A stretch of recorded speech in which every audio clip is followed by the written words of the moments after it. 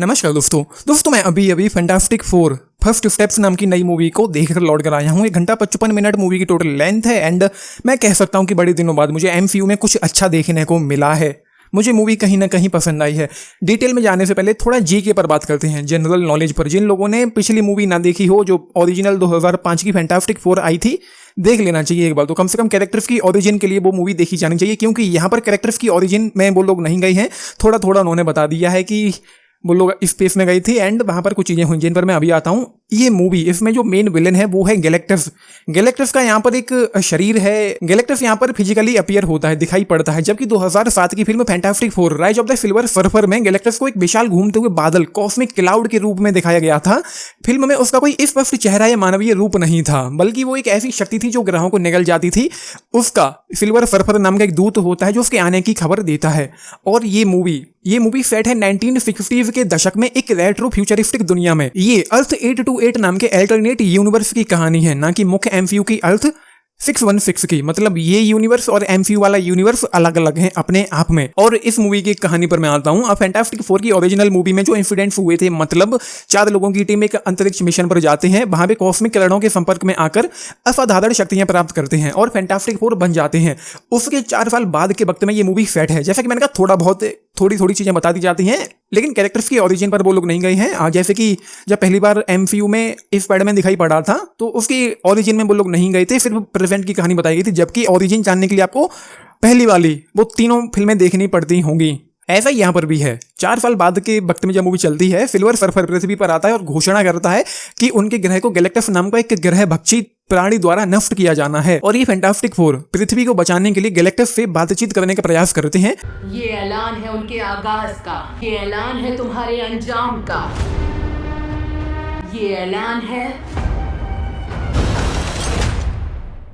Galactus का। Film का मुख्य संघर्ष फैंटास्टिक फोर के गैलेक्टस और सिल्वर सर्फर से बचने और पृथ्वी को बचाने की कोशिश के आजू बाजू घूमता है, जिसमें रीड और फ्यू के होने वाले बच्चे की भी एक अहम भूमिका है। ये मूवी की कहानी है। मैंने थोड़ा बताने की कोशिश की है, बाकी आप लोग जब मूवी देखोगे तो आपको समझ में आ ही जाएंगी सारी चीजें। एंड मूवी शुरुआत में थोड़ा वक्त लेती है। जब तक कि सिल्वर सर्फर पृथ्वी पर आकर के धमकी या अपना मैसेज नहीं दे देता है, तब तक तो मूवी काफी ठंडी सी ही लगती है, कुछ भी बहुत खास लगता नहीं है। उसके बाद चीजें जो है वो इंटरेस्टिंग होती चली जाती हैं। एंड जब वो टीम गैलेक्टस से बातचीत करने के लिए जाते हैं, वहां से लौटते हुए जो चीजें होती हैं वो कुछ एक्साइटिंग थी। इस मूवी में हमको शायद पहली बार है जब मार्वल सिनेमैटिक यूनिवर्स में अच्छे से ब्लैक होल और वॉर्म होल को दिखाया गया है। और ब्लैक होल तो बहुत करीब से दिखाया गया है, जिसको देख करके मेरी इंटरस्टेलर वाली मेमोरीज फ्रेश हो गई। दी एवेंजर्स में लोकी ने टेसरेक्ट के उपयोग से एक पोर्टल खोला था और थैनोस की चितौरी सेना ने न्यूयॉर्क पर अटैक किया था। वो पोर्टल वर्म होल ही था। और एसगार्डियंस अन्य लोकेशन पर जाने के लिए जिस बायफ्रॉस्ट का उपयोग करते हैं, वो एक तरह से वर्म होल की तरह ही काम करता है। और ऐसा ही कुछ मिलता जुलता दी मार्वल्स मूवी में और लोकी सीरीज में वर्म होल से संबंधित अवधारणाओं का जिक्र किया गया है।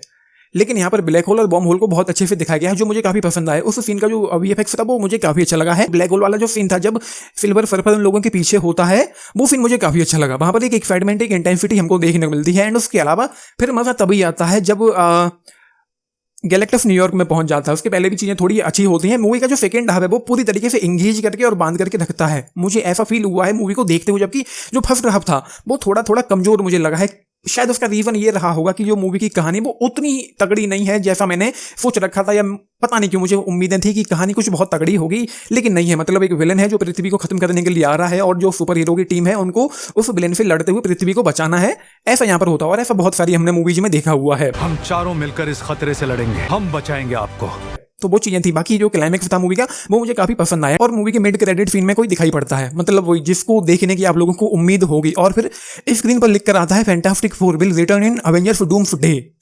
तो वो कुछ काफी अच्छा एक्साइटिंग हो गया है मेरे लिए अभी से। और इस मूवी के एंड क्रेडिट सीन के लिए वेट मत करना, फालतू का टाइम वेस्ट होगा आप लोगों का। जैसे ही स्क्रीन पर लिख कर आए fantastic four will return in Avengers doomsday, movie hall से निकल आना।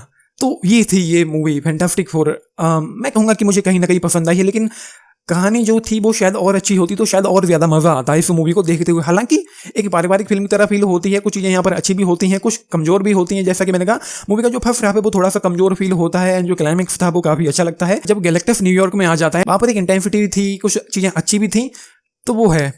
सो आई विद 3.5 स्टार आउट ऑफ 5 इस मूवी के लिए। बाकी 10 में से अगर आप लोग पूछे, मैं जाऊंगा फेबिनी फ्रास के साथ इस मूवी के लिए। एंड जैसा कि मैंने आप लोगों से कहा है कि जो ओरिजिनल फैंटास्टिक 4 मूवी थी 2005 वाली, जरूर देख लेना। बाकी जो 2007 की जो मूवी थी fantastic 4 rise of the silver surfer, वो मैंने नहीं देखी है आज तक।